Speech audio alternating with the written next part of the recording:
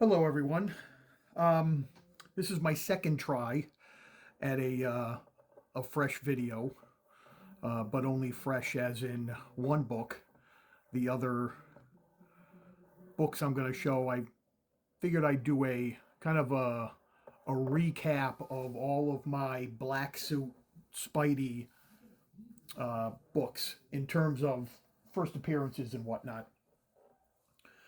But also, I had some issues with my the native camera app in on my new S23 phone, uh, and I had to download a third-party camera app to make it work with my computer somehow. I can't figure it out, but anyway, I got to figure it out. So anyway, so my first new purchase for quite a while is a book that I really wanted to upgrade anyway. I have a raw one. It's probably about a 3.0, probably a very good minus or a good very good, whatever. Is what many consider one of the best, the end of one of the best Spidey stories ever. You got 31, 32, and 33. This is 33. Also considered one of the best covers ever. So I saw it. I decided to pick it up. I did another of those credit card deals that I've mentioned where you spend 500 and you get 200 back. So my wife put our monthly electric bill on there, and I got the book, and I actually bought a couple of other small things, and just like that, essentially I got the book not for the 300 that I paid for it, more like 150 because of that welcome bonus after you spend the first 500. So I'm really happy with this one. Like I said, I wanted to upgrade my copy, and I was looking for a graded copy just so I could kind of make sure that there's no funny business with color touch or anything like that. So this is my recent new purchase. So the other things that I've been I think about with the black suit stuff is chronology, but not chronology in terms of when a book came out, more like chronology in the chronology of the story, the chronology if the stories were real. I know, God forbid, they're not. So, and you wouldn't have a black suit without Secret Wars and Secret Wars 8, of course. So, this is my Secret Wars 8 94. 9.4. Secret Wars 8 9.4. Sorry. Uh, and this to me, and even though it wasn't published till after the true first appearances of the black suit, I still consider this the first appearance because in the story, in the world of Spider-Man, this is the first time the black suit was actually seen, the first time it was put on, all of that stuff. So that's the way I look at it. So I always look at it like this. I know the other ones with the other ones in the pile here, but without this book and this 12 issue maxi series, there would be no black suit. So I have a 9.4, and I also have a 9.6 white page.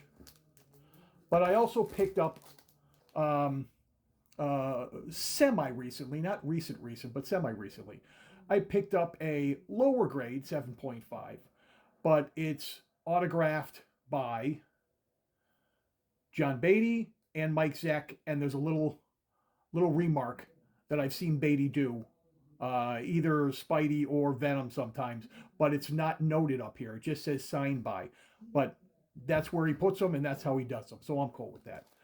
So those three books, I was not involved in the grading of. This is one of those ties for, and it says it right on the back. It says, uh, oh, actually, no. This is the first black cat, first black costume in the title, in this title.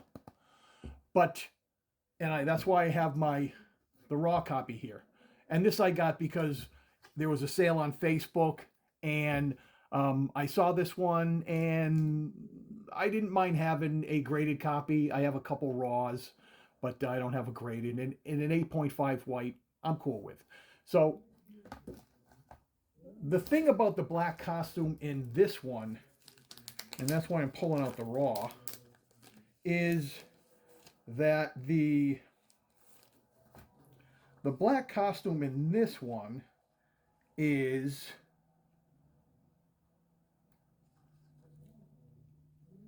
sorry, I should have had it how you say bookmarked. Figured I'd find it easier. Okay, it's that last page cameo thing, what they call a cameo. He's speaking to her, she's speaking to him, and you find out the black suit. So it's a solid full page black suit, and so it is the first black suit in title. Um, I actually kind of like it that it has the red and blue suit on the front because you don't know what's happening until you read it all the way through, and then bam, it pops up with the black suit, and Black Cat is surprised. So these next three I got graded. I sent them to PGX.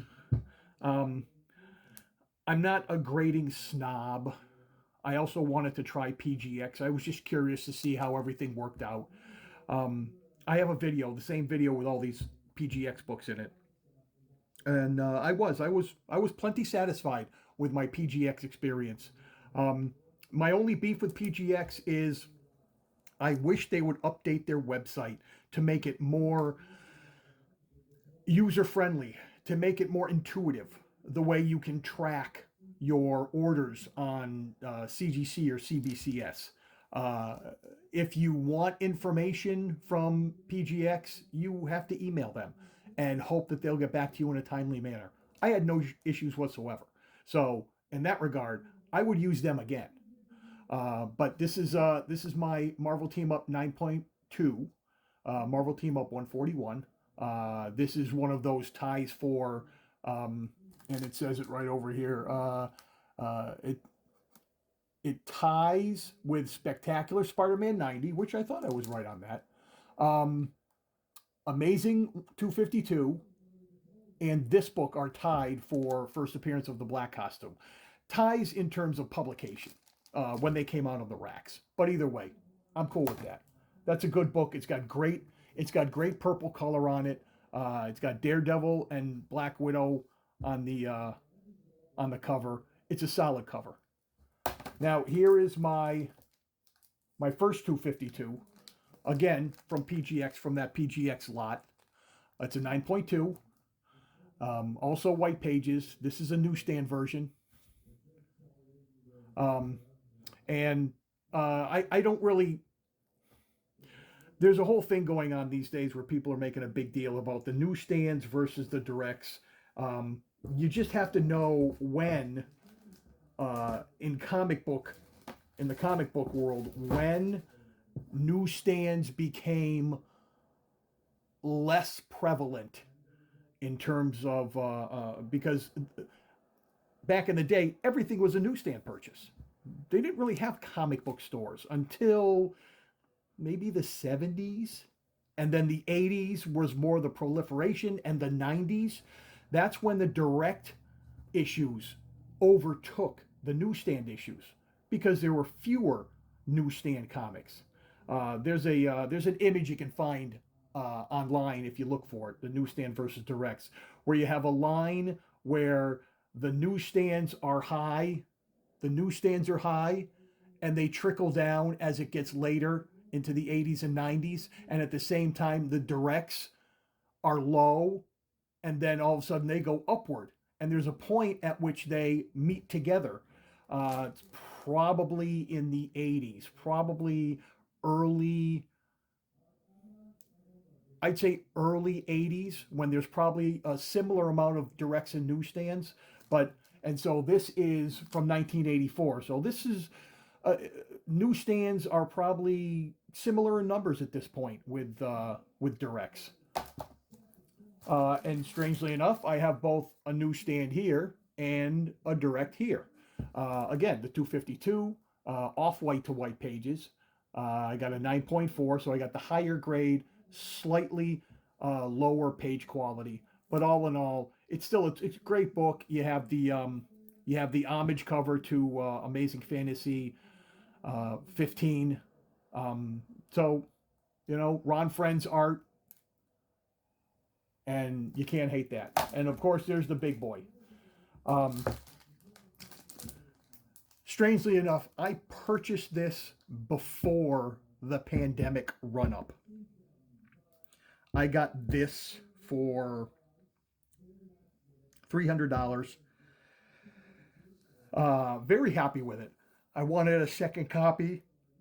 I have one raw, but I wanted, instead of sending the raw one out for grading, which I actually bought, that was cover price way back in the day. I had a subscription with a local comic shop, but I wanted a second copy, so it was easier to buy a graded copy than send my raw one out for grading. So for $300 before the pandemic run up, at one point the 8.0s were going for 800 plus maybe, and then everything kind of turned around. The government money dried up. People had to start going back to work, and so this started getting back down to where it really belongs. I think now it's probably around 400 or so, four to five maybe. Um, it is a newsstand, for whatever that means. And I do have the white pages, so I'm happy with it. It's my second copy. So, um, so that's my video for this time. I haven't put out too many videos lately because I don't want to just sit here and ramble on about stuff that I've already put out. But I was kind of in the mood to do one, so don't hate me. I appreciate you guys watching, and I'll try to get some more videos out for those who are subscribed, and I really appreciate it. Leave a comment if you want. If I'm wrong, if you don't like something, please. I'd rather have constructive criticism than no criticism. Thank you, though, and have a good day.